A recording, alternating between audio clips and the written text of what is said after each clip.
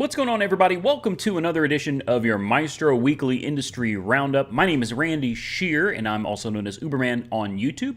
I'm here in collaboration with Mystro, the Android app to aggregate your rideshare applications. And today is Sunday, April 14th, 2019. And as usual, we've got three things that we're going to talk about today.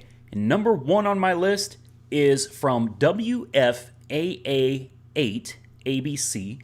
New Dallas rideshare startup looks to be a safer alternative to Uber and Lyft. So obviously this is going to be in Dallas, and it's a new rideshare company called Alto.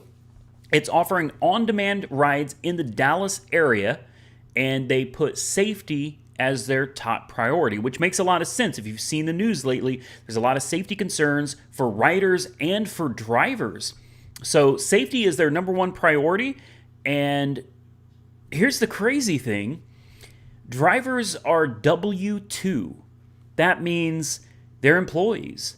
They actually employ every driver. They have a multi-layered background check system in place for their drivers. This is really exciting. It's not exciting that they're W-2 employees. It's exciting that they're doing something different. They're doing something that other rideshare companies are not doing, and therefore we'll be able to watch this closer and see if paying drivers to be W-2 employees actually works. Now, one of the things they're doing a little bit differently is they're charging a monthly subscription fee to their passengers, and it's only $12 a month.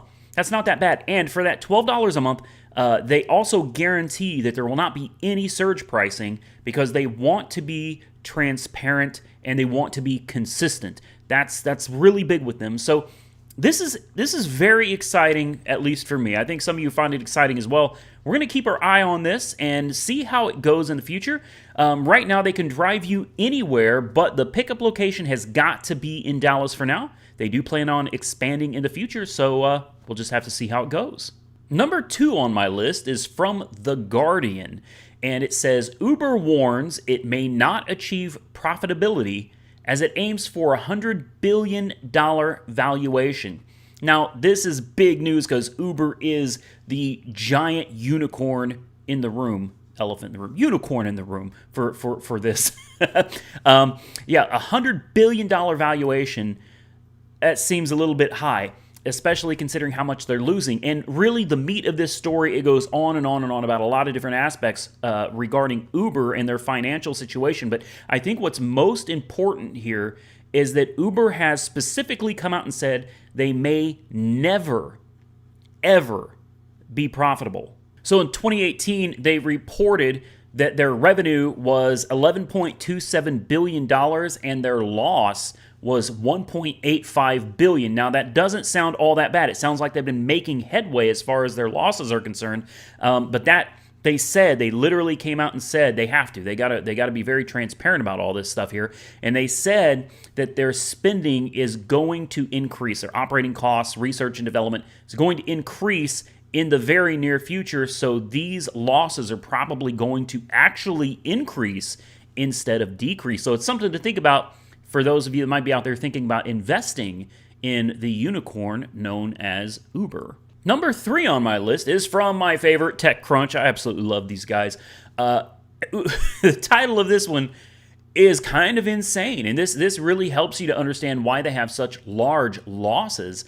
Uber spent $457 million on self-driving and flying car research and development last year. That's right, $457 million last year on R&D of autonomous vehicles, flying cars, and other technology programs. And they will continue to invest very heavily in futuristic tech, even though it expects to rely on human drivers for years to come. Okay, I guess that makes sense. Uber is looking long-term. They're looking way further down the road than I think most people are, most other companies are. And but the good thing about this, what really stood out to me in this entire article is one thing, and that is the statement that they will need to rely on human drivers for years to come. There's been a long-standing debate. I've been part of that debate where I said, I think I said like 3 years ago, in 5 years, autonomous cars are going to be out on the streets. Drivers are going to be out of jobs. No, I was wrong. I was absolutely wrong, and I'm happy to admit that I was wrong. I'm glad that I was wrong. It absolutely looks like drivers' jobs are safe, at least for the foreseeable future. There is just too many complications with congested traffic, road conditions from weather, things of that nature. It's the article goes into detail about this, but that's basically the meat of the story there. There are too many variables for the software and the brilliant engineers that are designing it to compensate for. They just can't, at least not yet. Not today. You know how technology works. Today may be one thing, and tomorrow we may have autonomous flying vehicles. Who knows? But it's good news for drivers. We still have our jobs. And with that bit of good news, we're going to end this episode of your Mystro Weekly Industry Roundup. I want to thank you on behalf of myself and on behalf of Mystro for joining us. We always appreciate you being here and checking out our Mystro Weekly Industry Roundup. We hope you enjoyed it. Stay safe out there, everybody. We will catch you very soon in the next one.